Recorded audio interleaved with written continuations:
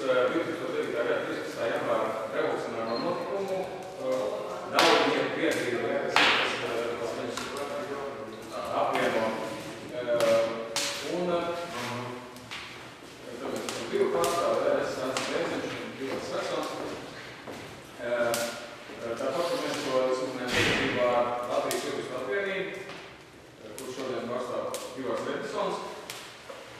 Juristu apvienība mums palīdz ar juridisko situācijas izskaidrošanu. Ja, mēs paši neesam juristi, neesam profesionāli par amatieriem, bet diemžēl ir nācies kļūt šo gadu laikā. Labprāt nodarbotos ar citām lietām, bet nācies nodarbotos ar juridiskajām lietām. Tā situācija ir tāda, ka šos gadus vara sistēma ir centusies šo revolucionāro notikumu dalībnieku pazemot. Tādā veidā ar šo garīgo pazemojumu piespiežot atteikties no tās idejas, kuras dēļ mēs tobrīd devāmies šim protestā. Un tādējādi varbūt atsist vēlēšanos arī citiem kādreiz protestēt. Un var jau teikt, ka tas ir tāds garīgs pazemojums, kas tad tur ir? Ja? Nešauja, ja, tur, nezinu, elektrību nespīdzina. Tiešām tas nav tik traki, ja, kā citās zemēs, kur mēs arī fiziski spīdzināt. Bet tāpat laikā mēs nevaram noliegt cilvēka gara nozīmi. Ja? Ja cilvēka gars tiek salauzts, pat ja viņa miesa turpina dzīvot un pastāvēt, tā vairs nav pilnvērtīga dzīve. Ja? Cilvēks jau, viņš nebūs nec tik radošs,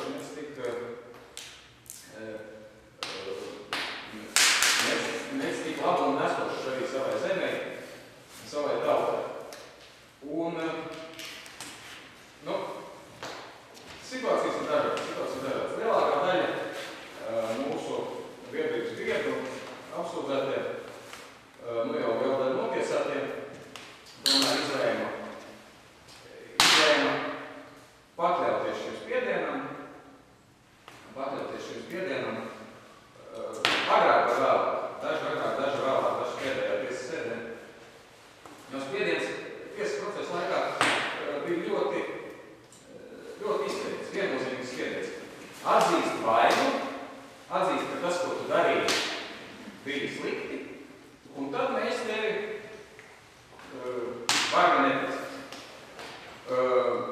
Un tiem, kas gāja uz šādu norodu prokuratūru, tiem piesprieda vai nu sabiedriskos darbus, daži 10 stundas, vai nu naudas sodu, kurš samaksā 1000 latus, un tev vairāk nekas nav. Ja? Tiem, kas vai nu neatzina, tiem piesprieda nosacītus sodus, dažs arī jau ir cietumā, bet tiem ir tam jau kaut kāds nosacītie, kas nebija jau beigušies. Es biju viens no tiem, ja mēs faktiski ar Vanagu Jāni divi palikām pamatu procesā, pārējos visu dalīja ārā pamazām, un mums abiem piesprieda nosacītu man pirmā instance piesprieda pusotru gadu, pēc tam otrā vēl 2 mēnešus Jānim 2 gadus. Mēs to visu izdarījām procesu cauri. Mēs skaidri redzējām, ka tiesa nevēlas noskaidrot nec cēlumus, nec apstākļus. Viņi interesē tikai viens. Viņi izpilda kaut kādu konjunktūras pasūtījumu. Es nevaru apgalvot, ka tas bija tāds, kā padomu laikos teica, čiļifonajā prāvā, ja, kad vienkārši piedod no pasaucību. Varbūt tā arī šī gadījumā nebūtu. Bet kurā gadījumā tiesneši, diemžēl, ir jūtīgi uz to konjunktūras pasūtījumu, uz to, ko valdošā, pie varas esošā tāda sistēma, ja viņas pārstāv pieprasa tajā brīdī, un tādus sodus arī vairāk vai mazāk pieskūši.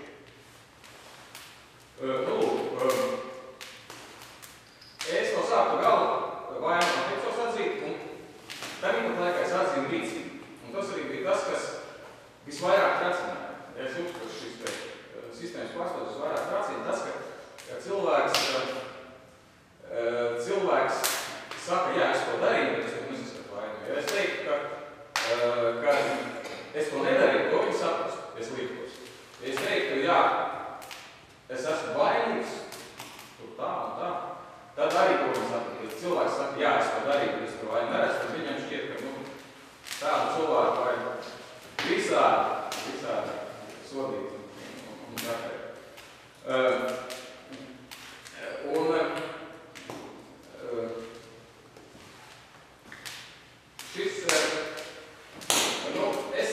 Es to pieņēmu, ja es mēģināju sniegt kasāciju, protams, netika izskatīt, kas ir ļoti interesanti, jo arī citos procesos, civil procesu un administratīvi arī es redzu, ka faktiski Latvijā šobrīd 3 instanču vietā faktiski tikai 2 instances atstāts pēc visām tieslietu reformām.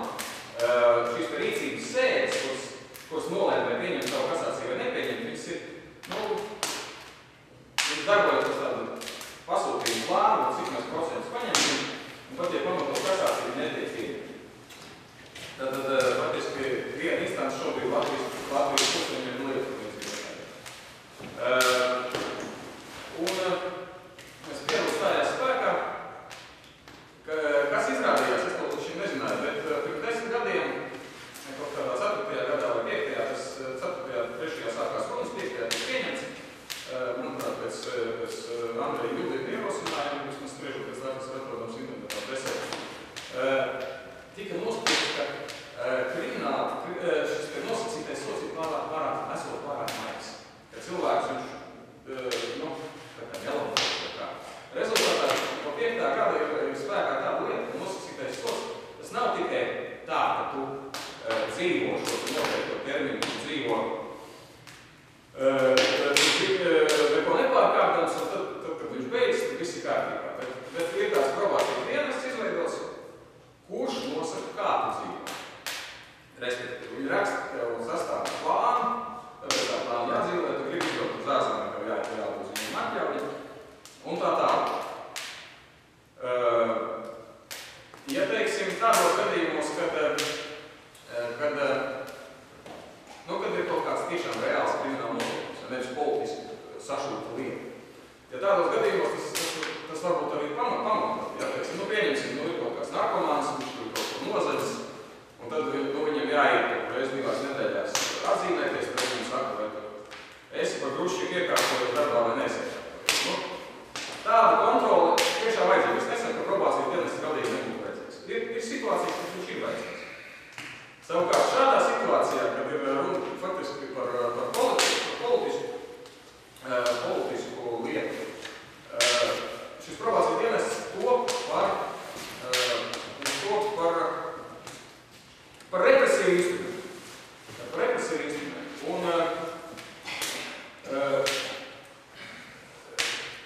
faktiski viņš cilvēku garīgi pazemo, un es to uzzināju no tāda Jāņa Varnam, tas mans līdzapsūdētais, viņš aizgāja uz to probācijas dienestu, viņš nolēma mīļā miera valdā tur aiziet, bet viņš man stāstīja, cik tas ir pazemojoši, kā tur izturās, kā viņam jautā, teiksim, ko tu domā par kaut kādu politisku lietu. Faktiski tāda NKV dešana metode. Viņi iztaujā par viņu politiskajiem uzskatiem. Un viņam arī bija Norvēģijā sarunāts darbs, viņam neļāva izbraukt. Ja? Tā kā kur tā pazemošana izpaužas, un es atteicos. Es nolēmu strādāt līdz galam, es atteicos. Doties uz probācijas dienestu. Un probācijas dienests, es visu paskaidroju, es visām iestādēm es vienmēr rakstiski paskaidroju, kāpēc es kaut ko daru. Nav tā, ka es kaut ko ignorētu vai pazūdu. Un probācijas dienests nolēma iesniegt tiesā, viņiem likums uzliek par pienākumu šobrīd. Tiesā lūgt aizstāt šo te nosacīto sodu ar gatavi, būs aizstāvēt izpildīt. Iesniedz nepēc piedrības, to vairāk stāstīs Ivars, ja, teiksim, uz nianses. Es biju nekultās reizi rajonā, viņi iesniedz labos priekšlikumiem, bet, tur vēl visādi daudz formas pakāpumi, ko kā darīt, bet fakts kā tas, ka šī tiesa, neraugoties uz maniem paskaidrojumiem, ka es stažējos, es šobrīd rakstu disertāciju, es stažējos Čehijā, pēc tam es stažējos Lietuvā, es nevarēju uz šīm tiesas sēdēm ierasties, tiesai visiem paziņots. Tiesa nolēma apvienot probācijas dienestu prasību, un šobrīd pirmajā instancē nolēms, ka vajag iesniegt.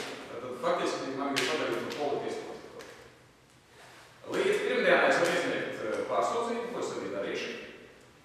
Un, ja man šī sūdzība netiks apmierināta, tad faktiski man būs jāizvēlās starp politieslodzītā status un politēmīgā status. Ja es negribu nevēlētos nevienu otru, bet, diemžēl, šī valsts uz kaut ko tādu cilvēkus, kas faktiski, kā es uzskatu, es rīkojos valsts interesēs, visas savas dzīves, es centies padarīt šo valsti labāk un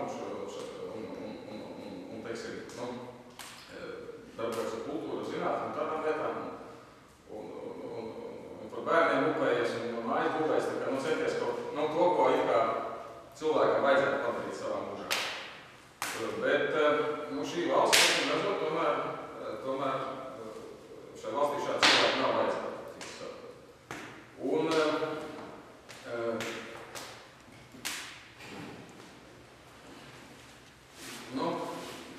jā, tas faktiski tas galvenais, ko es gribēju pateikt. Varbūt tagad Ivars to juridisko pusi izskaidros, kas tas notiek, kāda ir pārāk.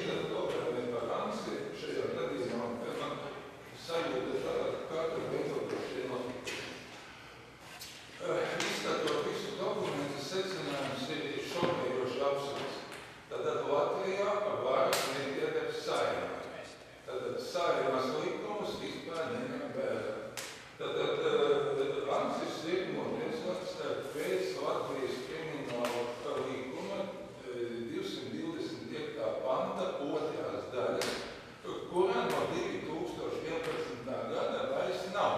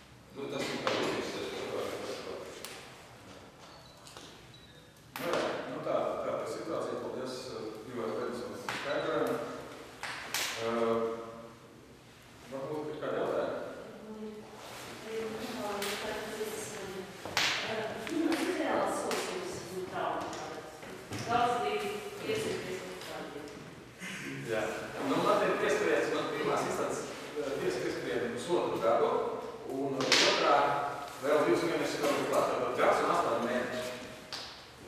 Jums jāsēšanos? Nu, ja manu sūdzību noraidīs, tad būs jāsēž gads un 8 mēneši. Kad bija spriedums nosacītos vēl? Tātad pirmais spriedums bija 13. gadā vasarā, manuprāt. Jā, 20. augustos. Un otrais spriedums bija 2014. gadā, 23. decembris laikam. Nu, viņš bija pieejams pēdējā darbdienā, 30. decembrī. Respektīvi, šī lieta bija pēdējā, vēsturiska lieta, pēdējais spriedums, ko izsniedza krimināla tiesa palāta. Jo 1. janvāra 15. gadā tika likvidēta, 30. decembrī jūs jau gājat. No tā man jautājums par Kimaram. Kāpēc šajā te nedarbojas tas princips, ka nevar par vienu, nevar vienā lietā 2 spriedumus, lai kā nenovarīt tos likumus? Kāpēc tas te nedarbojas? Šajā gadījumā nedarbojas konvencijas 5. un 6. pāns, cilvēcības konvencijas, kuras Kreņģeļa teiks, ka no tiesātājuma no dzīvu tas ir paredzēts tieši likumā. Bet kāda likumā es nav 225. pāns, tad arī vispār nav. Tad šajā gadījumā prokurējumas veicīs meklēšanu likumu atcēl, bija iespējas pārpaudzēt, vai nu tas būtu uz valsts mantas bojāšanu, Jānis Logistis, vai uz huligānis, vai uz kādu citu pānu. Jā, likums pārstāja eksistēt, vai ne tas vajadzēja kaut ko citu variantu. Kā pārpaudzēt? Tu no vienas puses to skaties, spriedums taču ir, kāpēc varbūt lokas, tas pirms vienā lietā? Nē, nu ir pirmās likums un otrs. Nav vairākas lietas. Jā, ir 2 pakāpes. Un tagad jau ir cita lieta. Tagad ir par sodu izpildu. Jo stājās spēkā tas spriedums, es iesniedzu kasāciju, viņu rīcības sēdē nolēmu neskatīt. Un tad, kad es attiecos Rīgas probācijas dienestu, to izskaidroju oficiāli paziņojumu, tad probācijas dienests izniedza atsevišķu prasījumu par nosacītu piespriestā soda reālu izpildu. Tas nozīmē to laiku, kas ir piespriests nosacīti, tas ir jāsēž cietumā. Jā. Tiesai šī gadījumā, ja ir šāds prasības, viņai būtu jāskata pēc būtības. Ja? Viņai būtu jāskata, kāds vispār, pirmkārt, kas ir krimināla procesa mērķis, un otrkārt, tas viss ir definēts, teiksim, attiecībos normatīvos aktos. Otrkārt, kas ir probācijas dienestu uzdevums un mērķis. Es nezinu, varbūt citos gadījumās tiesa to vērtē, manā gadījumā tiesa to vispār, kas var spriest no tiesasēžu protokola, jo es tiesasēdēs nebiju. Vispār nav vērtējums. Respektīvi, viņai būtu jāvērtē. Jo kāds ir probācijas dienestu uzdevums? Viņa uzdevums ir resocializēt šo te noziedznieku, ja? Vai bez pēdiņām, vai kā manā gadījumā pēdiņās. Ja? Bet tātad, ja probācijas dienests lūdz kādu reāli iesēdināt, viņam būtu jāpamato, kādā veidā tas viņu resocializēs, kāds labums būs sabiedrībai, kā uzlabosies dotā cilvēka socializētības pakāpe. Ja? Viņi to vispār neuzskata par vajadzīgu pamatojumu. Un tiesai savukārt šis te pamatojums būtu jāvērtē, ka tas atbilst patiesībā vai neatbilst. Es savukārt tiesai iesniedzu rakstiski paskaidrojumu, ka lūk, es daru to un to nodarbos ar to. Respektīvi, man ir pierādījumi, ka es neesmu asociēts. Ja? Un, teiksim, manis iesēdināšana, viņa faktiski mani tikai desocializētu potenciāli. Ja? Respektīvi, pirmkārt, cietums nav tā vide, ja? kur es kā sociālums sabiedrības loceklis uzlabotos. Ja? Otrkārt, šis te aizvainojums par nepamatot iesēdināšanu, viņš faktiski cilvēku tikai radikalizē. Ja? Un tiesa arī, viņi to neskatīs šos manus argumentus. Viņi tad vispār nav vērtējums. Vai šāda iesēdināšana